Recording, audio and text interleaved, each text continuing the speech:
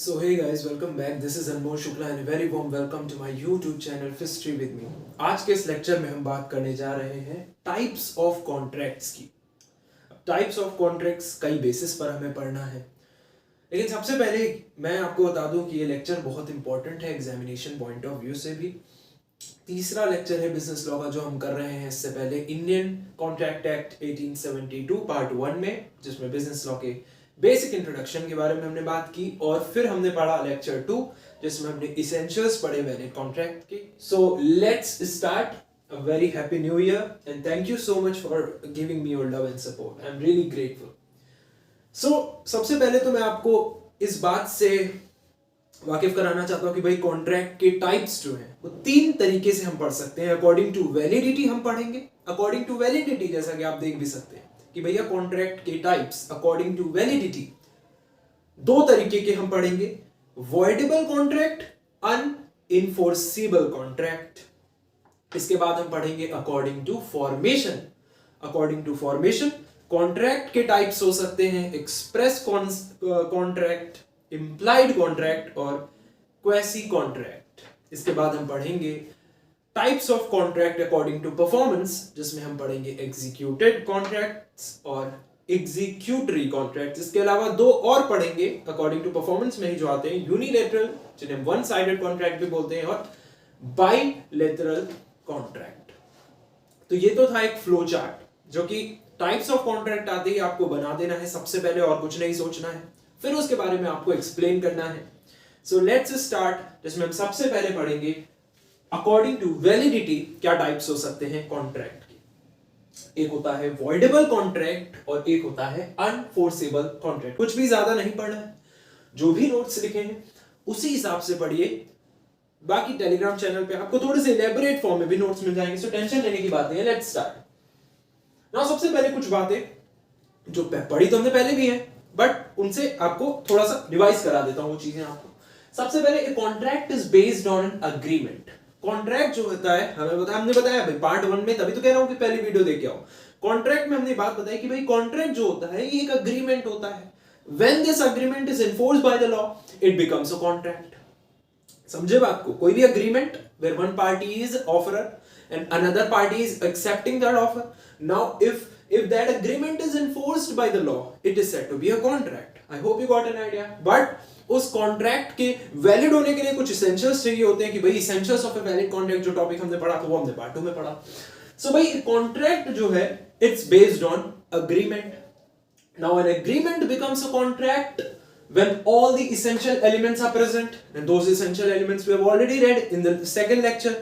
So भाई कोई agreement contract कब बनता है उसके लिए कुछ एसेंशियल्स जरूरी है, और वो essentials of a valid contract कहलाते हैं, जो कि हमने पार्ट 2 में पढ़ा. देख के आइए, बहुत इंपॉर्टेंट लेक्चर है, एग्जाम में पूछा जाता है.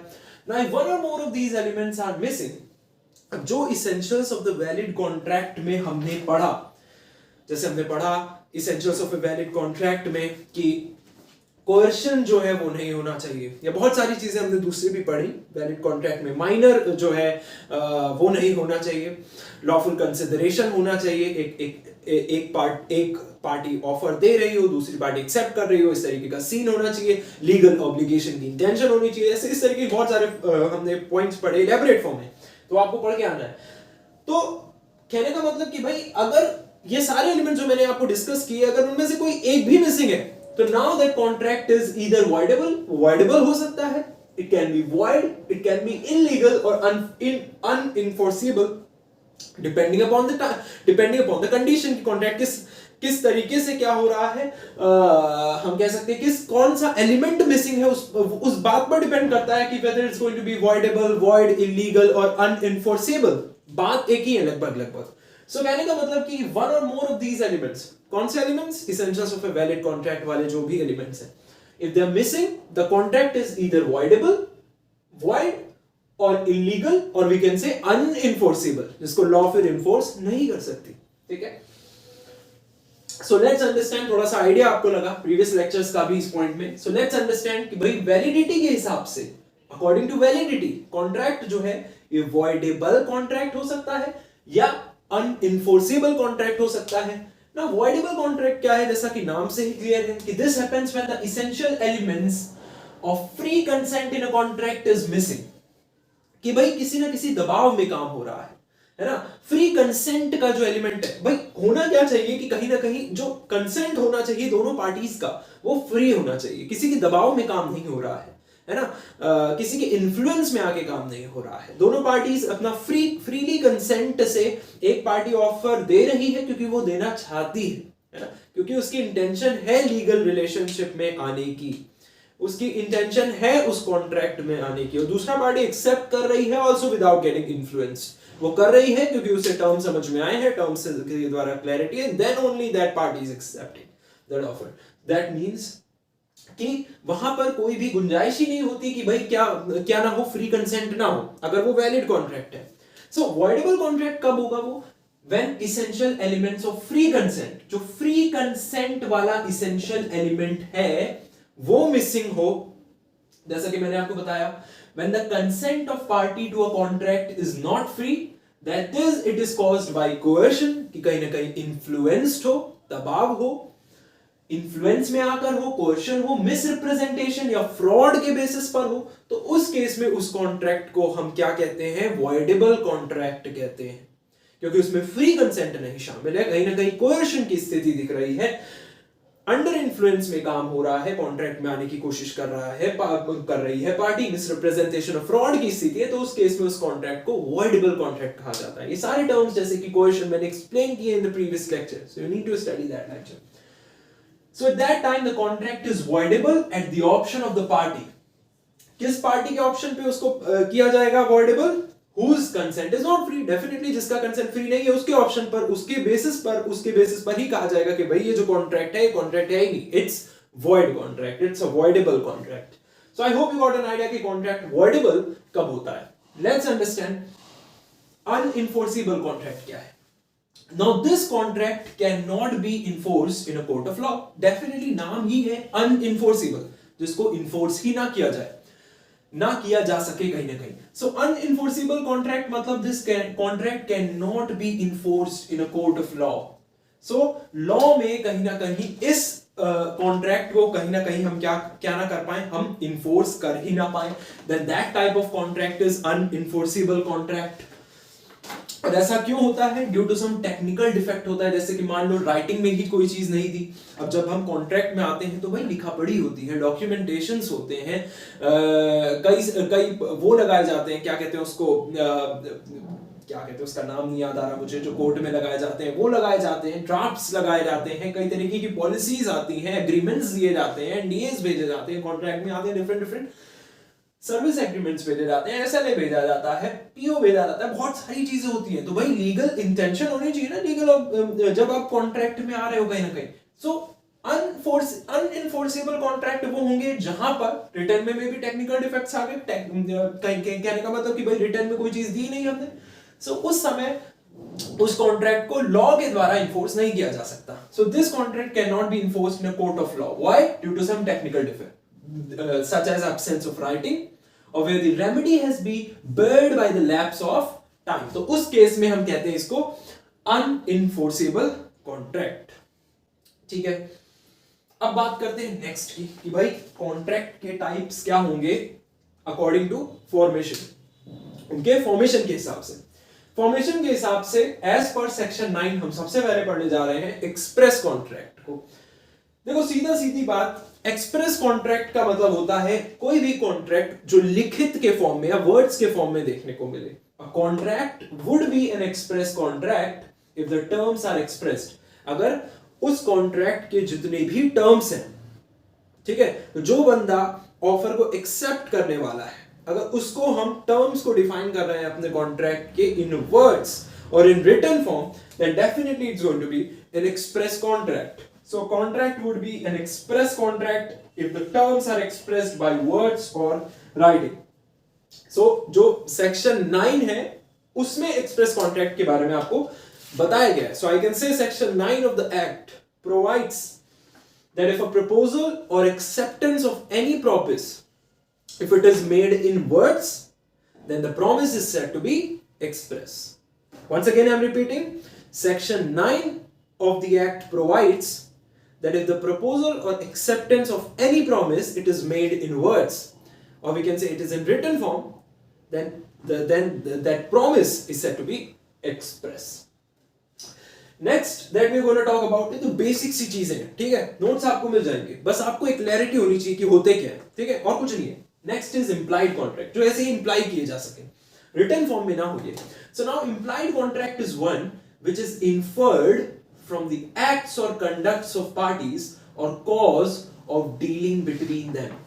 सो नाउ ये रिटन फॉर्म में आपको नहीं दिखते, वर्ड्स फॉर्म में आपको नहीं दिखेंगे, बट ये जो बंदे के एक्ट्स हैं, कंडक्ट्स हैं, उससे कहीं ना कहीं इन्फर्ड हो रहे हैं. So basically these are inferred from the acts और कंडक्ट्स ऑफ पार्टीज और कॉज और the course of dealing between them. जैसे जैसे आप मान लो बस में बैठे, आपको जाना था कहीं, लेट्स सपोज आपको कनॉट प्लेस जाना था, आप बस में बैठे, है ना. सो बस में बैठने के बाद आपको जो कंपाउंडर बोल रहा हूँ, कंडक्टर है, उसने टिकट काटी आपकी, then only आप enter किए कॉन्ट्रैक्ट में, that's a implied contract. So there is an implied contract when a person gets into a public bus, as well as whenever you go in a restaurant. Let's suppose for example you go in a restaurant and you buy a cup of tea. At that time you get a bill also for that particular cup of tea. Or for example you go to McD and you'll eat burger.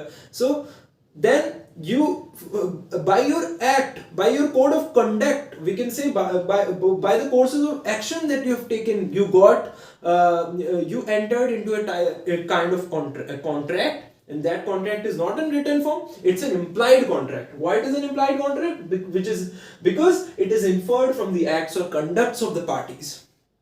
Okay, you took the initiative that you'll go to a Burger King or you'll go to McD and you'll eat burger, then only you'll get a bill. So that's why आपके acts की वजह से आप उस contract में enter हुए. So that is not in a written form. Okay, definitely. So it's one which is inferred from the acts or conducts of the parties or course of dealing between them. I hope you got an idea. There is an implied contract when a person gets into a public transport or takes a cup of tea in a restaurant. So basically what I am going to tell you कि it is not the result of any express promise or promises by the parties but of their particular acts. तो उनके particular acts की वजह से कहीं ना कहीं वो इन contracts में शामिल होते हैं. That is not result of any express promise कि भाई उन्होंने promise किया है कि ये agreement, वो ये इस contract में वो आ रहे हैं कि भाई शाम 4 बजे वो मैकडी में जाएंगे, बर्गर खाएंगे तो उनको बिल मिलेगा. No, it's not kind of express promise or promises. It is because of their particular acts that they are able to enter into a particular contract, and these type of contracts are nothing but implied contracts. So कहीं ना कहीं हम रोज implied contract में तो आते ही हैं, हर बंदा implied contract में आता है कहीं ना कहीं.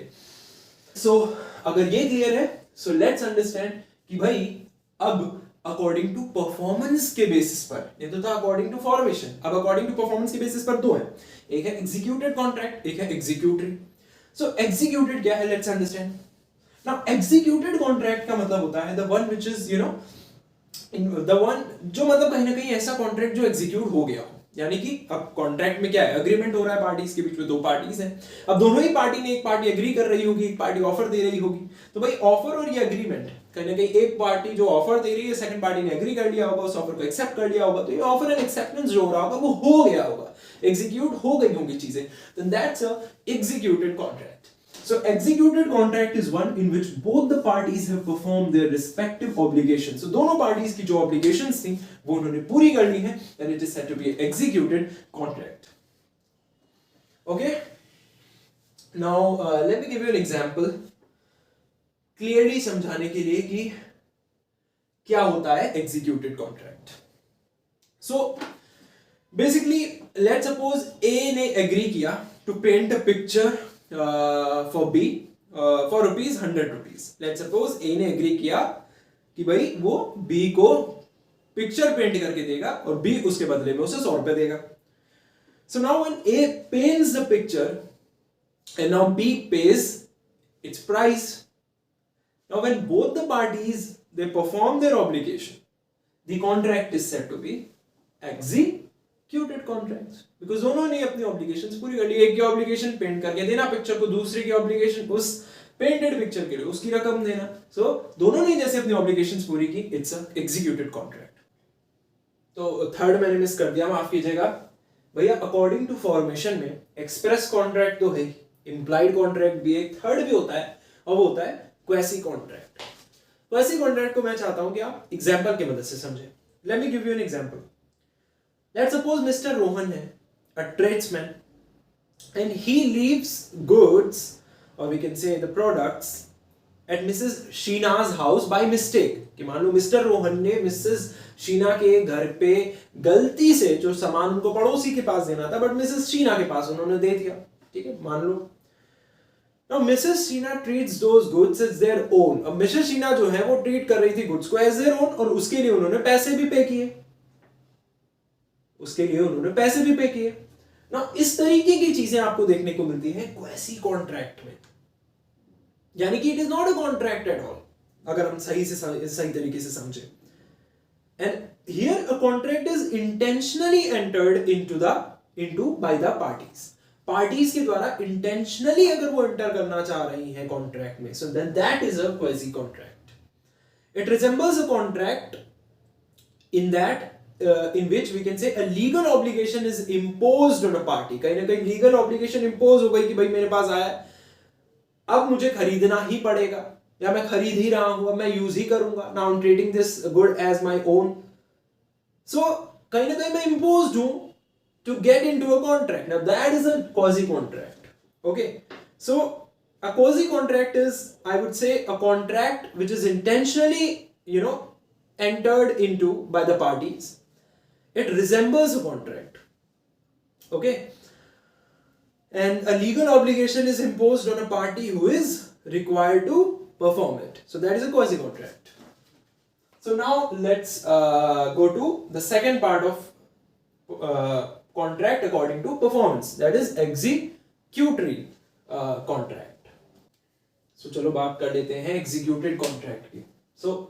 एग्जीक्यूटरी कॉन्ट्रैक्ट के। तो एग्जीक्यूटेड में हमने क्या पढ़ा कि कहीं ना कहीं दोनों ही पार्टीज ने अपनी ऑब्लिगेशंस पूरी करनी है। एग्जीक्यूटरी कॉन्ट्रैक्ट का मतलब होता है कि भाई which remains to be carried into effect, कि भाई कॉन्ट्रैक्ट में आना अभी बाकी है, या कहीं ना कहीं आधा काम तो हो गया, आधा बाकी है। कहीं ना कहीं ऑफरर ने भी अपने कुछ टर्म्स और कंडीशंस जो बंदा एक्सेप्ट कर रहा है उसको नहीं बताई, कहीं ना कहीं जो एक्सेप्ट कर रहा है उसने भी कुछ बातें अधूरी रखी हैं। सो कहीं ना कहीं दोनों ही पार्टीज की तरफ से कुछ ना कुछ काम जो है वो अधूरा है। सो an executory contract is one in which both the parties have yet to perform their obligation। Painter ने पिछले वाले एग्जांपल में देखें अगर, तो पेंटर ने अभी पेंट करके दी ही नहीं पिक्चर, अभी पेंट आधी ही करी है उसने, तो इसलिए पैसे भी नहीं दिए सामने वाले बंदे ने उसको उस पेंटिंग के लिए। सो यानी कि ये एग्जीक्यूटरी कॉन्ट्रैक्ट में आएगा। कॉन्ट्रैक्ट बनने वाला है बट अभी बना नहीं है, क्योंकि दोनों ही पार्टीज ने अपनी ऑब्लिगेशंस पूरी अभी तक नहीं की हैं। दो और है जो भी अकॉर्डिंग टू परफॉर्मेंस में ही आएंगे। एक होता है यूनिलेटरल, जिसे हम वन साइडेड कॉन्ट्रैक्ट बोलते हैं, एक होता है बाइलेटरल कॉन्ट्रैक्ट। बाइलेटरल कॉन्ट्रैक्ट तो कुछ भी नहीं है, कि भाई ये पूरी तरीके से एग्जीक्यूटेड कॉन्ट्रैक्ट है, यानी कि कहीं ना कहीं कॉन्ट्रैक्ट की ऑब्लिगेशन दोनों ही पार्टीज ने पूरी कर ली है। That is a bilateral contract. So that's similar to executed contract, इसको पढ़ने का मतलब नहीं। वन साइडेड कॉन्ट्रैक्ट यानी कि यूनिलेटरल, यानी कि एक तरफ से ऑब्लिगेशन पूरी हो गई, एक तरफ से नहीं हुई है। सो हियर ओनली क्या लिखा है यहाँ पर, ओनली वन पार्टी यहाँ पर होना चाहिए, सॉरी माफ कीजिएगा। So here only one party has to fulfil his obligations at the time of formation of contract. यहाँ पर होता क्या है कि भाई दोनों पार्टीज में से कोई एक ही पार्टी क्या करे कि भाई eight the time of formation of contract एक ही पार्टी यहाँ पर क्या कर ले, अपनी ऑब्लिगेशंस को पूरा कर ले। वन साइडेड कॉन्ट्रैक्ट में या यूनिलेटरल कॉन्ट्रैक्ट में देखने को मिलता है कि भाई एक ही पार्टी, दोनों पार्टीज में से एक पार्टी अपने जो भी ऑब्लिगेशंस है उनको पूरा कर रही है eight the time of formation of contract. जो दूसरी पार्टी है, जो अनदर पार्टी है, ये अपनी ऑब्लिगेशन को पूरा करेगी, या तो वो कॉन्ट्रैक्ट के टाइम पे कर लेगी, या तो वो कॉन्ट्रैक्ट के पहले कर लेगी, कॉन्ट्रैक्ट बनने के पहले अपनी ऑब्लिगेशन को पूरा कर लेगी, या वो कॉन्ट्रैक्ट के एग्जिस्टेंस के बाद क्या करेगी, अपने ऑब्लिगेशंस को पूरा करेगी। सो कहने का मतलब ये वन साइडेड है। कहीं ना कहीं होता क्या है यहाँ पर कि only one party has to fulfil this obligation at the time of formation of contract. Another party वो कॉन्ट्रैक्ट में शामिल हो सकती है, अपनी ऑब्लिगेशन को पूरा कर सकती है बिफोर ऑफ कॉन्ट्रैक्ट या after the existence of contract as well. So let me give you an example. Reward contract. Reward contract में दिखता है। जैसे हम रिवॉर्ड निकालते हैं, let's suppose your pet is lost, so when someone post reward for their lost pet, और we can say lost wallet, lost mobile phone, by offering the reward the offerer sets up a unilateral contract। तो जैसे ही offeror जो है वो क्या करता है, reward offer करता है, तो वहां पर वो एक यूनिलेटरल कॉन्ट्रैक्ट में आता है कि भाई अपनी ऑब्लिगेशन उसने पूरी कर ली है ना, that the reward will be issued। वो क्या करता है कि भाई वो यूनिलेटरल कॉन्ट्रैक्ट में आता है ये कह के कि भाई रिवॉर्ड जो है वो इशू किया जाएगा once the lost pet or we can say the lost phone that is going to be found। so इस तरीके के कॉन्ट्रैक्ट को हम क्या बोलते हैं, unilateral contract. So I hope you got an idea, types of contract आपको समझ में आया। अगर समझ में आया तो मुझे कमेंट करके जरूर बताइए। मिलते हैं नेक्स्ट वीडियो में पार्ट 4 में। Take care.